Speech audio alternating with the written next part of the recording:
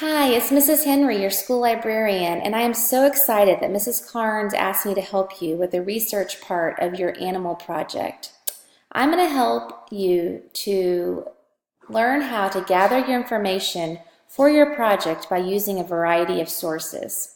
So it's really important that these sources are reliable and that they're really ones that you've looked at. You can use different sources such as books, search engines, magazines, databases, websites. There's a lot of different things out there for you to use. So I'm going to help navigate and for you to figure out which ones were the best for your project.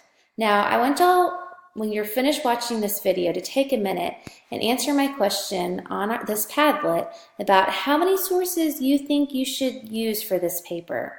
Okay, I want you to think about, should these sources all come from the same place? Should they be the same type? And how many of these you actually need to create a good paper? So I want to know your thoughts on that. You'll also notice on this Padlet, I gave you several different examples of sources that you can use.